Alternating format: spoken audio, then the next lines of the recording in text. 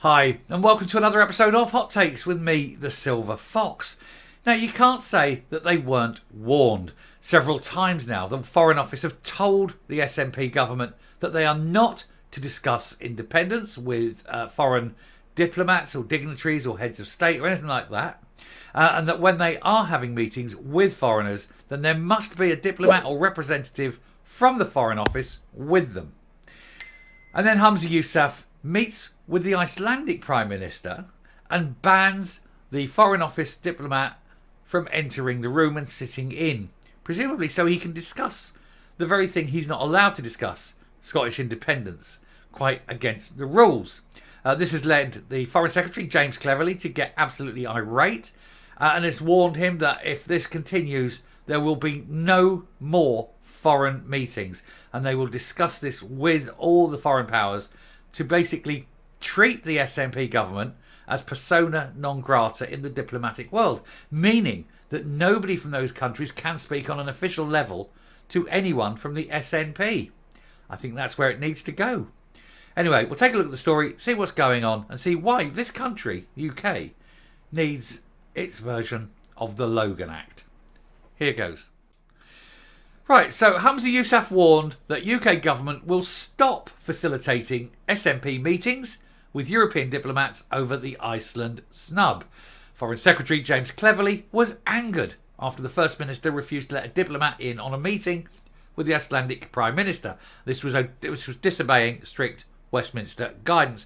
And this is why I say we need the Logan Act. Now, I'm sure many of you will have heard of it, but for the few that haven't, just a sort of thing it is. It was brought in, it's an American law. It was brought in around 200 and something years ago. America was fighting France, and there was a guy called Logan, I can't remember the details, but this guy called Logan went to the French and tried to broker a peace deal, but he wasn't part of the government.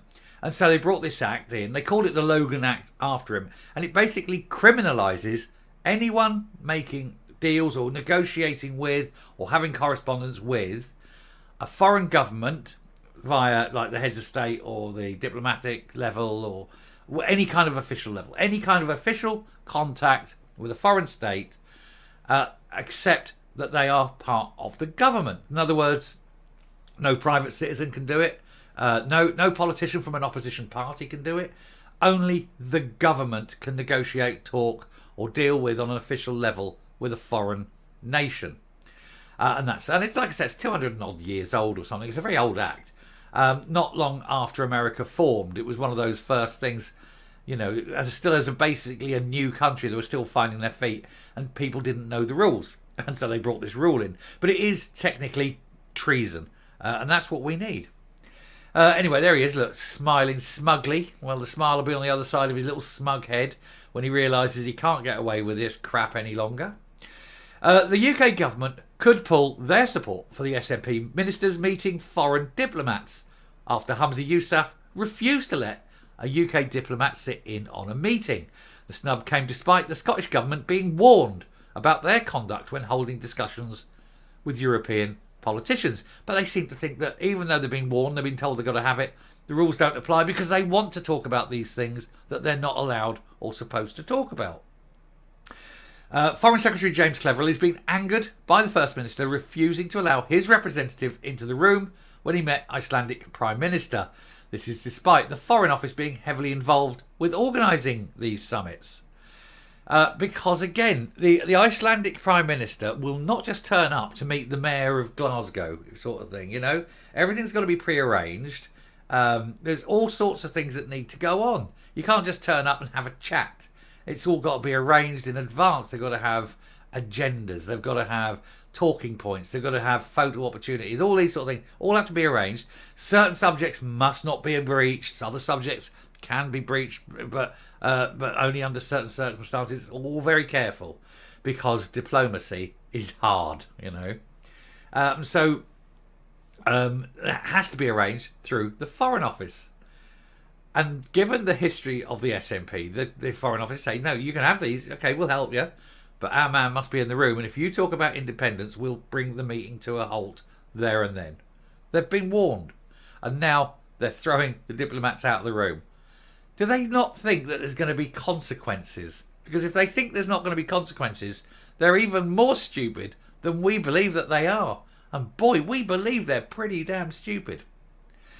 Anyway, he issued a warning that his officials will communicate to host governments that we do not judge it appropriate for them to meet the representatives of the Scottish Government without a UK diplomat present. In other words, without the British government being there, the Scottish Government are PNGs. The Telegraph reported that he expressed his disappointment about the conduct of Mr Yousaf. Yeah, because Mr Yousaf has agreed to do this and then broken his word. How can you trust him to do anything else now? His word is nothing. He's a liar. The Tory minister claimed that the First Minister contravened long-standing guidance that applies to all ministers in the UK government and devolved administrations that a senior official be present. He wrote in a letter that he placed enormous importance on ensuring the UK presented a coherent and consistent message to our international partners. And you can only do that by having the UK government in the room. And the UK government in the room by, the dint of having a diplomat or an official or a representative of the Foreign Office in the room at the time at all times. Despite claiming to be popular worldwide, which it isn't, the SNP executive needs assistance from the Foreign Office to facilitate meetings between ministers and foreign government ministers. Mr Cleverly said that if these snubs continue, he'd instruct his officials to withdraw from facilitating meetings between Scottish Government ministers and ministers of foreign governments. And that means that no one in the SNP government will ever meet a foreign official because they just won't do it. These governments will look at the UK government, which is the national government, and will go, no, that's fine, we won't do it. And no matter how much Humza Yousaf stamps his tiny little feet and cries that nobody wants to talk to him anymore, they just will refuse. They just say, no, we have instructions from your government. And he'll hate that, of course. Anyway, this could affect future trips abroad, with Mr Yousaf scheduled to build up air miles, again, like their air miles, with trips to Dubai and Delhi planned before the end of the year. Dubai, of course, will be for COP28, because, he's not invited and he's not a representative because he's not the national government. But he's going to turn up and do a sturgeon, meet a chef, meet a chauffeur, talk to the cleaner. Anyone beginning with C. Certainly no delegates, certainly no heads of state. You won't get that far. But that's how it is. Not important enough, The Foreign Office used their network of real embassies to help politicians like First Minister secure meeting with dignitaries and political leaders. And I did like that line. Real embassies, not little pretendy embassies that the SNP has. They also used the local expertise of UK ambassadors to brief SNP ministers on issues that will be discussed, and also background information on those attending, meaning that the nationalist administration may struggle to make any kind of impact across Europe or the world. It's struggling to make any kind of impact in Scotland. Let's be honest. There you go. You can utterly destroy the SNP by making them persona non grata. Nobody will speak to them. Good night, Vienna. It is the second alleged infraction committed by the SNP government on their overseas trips. At least the second. Mr Cleverly announced a crackdown on ministers using their taxpayer-funded trips abroad to promote Skexit. He demanded his diplomats sit in on every meeting from now on. Yousaf is accused of preventing a UK official from sitting in his meeting with Katrin Jakobsdottir, the Icelandic Prime Minister, while he was in New York for Climate Week during September the 20th. September 20, sorry. His Constitution Secretary Angus Robertson has now been warned that they will face consequences. 20th of September, it was this year, yeah. His Constitution Secretary Angus Robertson has now been warned they will face consequences if they do it again. Basically, the consequences being that you'll not be allowed to meet anyone. You're going to be censored, you're going to be completely controlled, and that foreign governments will be told that you cannot talk to the SNP government. We don't consider them to be fit and proper people in terms of, again, diplomatic speak. And so that's the end of their gallivanting all around the world. That smile will be gone, won't it? No Dubai for you. Eh? Say goodbye to Dubai. Anyway, I shall stop there and come up. few years ago, I learnt to speak Norwegian. I don't know why I did it, because virtually everyone in Norway speaks English. But having learnt Norwegian, I sort of then could do a bit of sort of Danish, bit of Swedish. And the one that's closest to Norwegian, of course, is Icelandic. And of course, when he was meeting the Icelandic Prime Minister, I suspect they spoke in English because it's virtually 100% English in Iceland. However, I can say, Moitur bitte afshokolarost kakatak, which is Icelandic for, can I have a piece of chocolate cheesecake, please?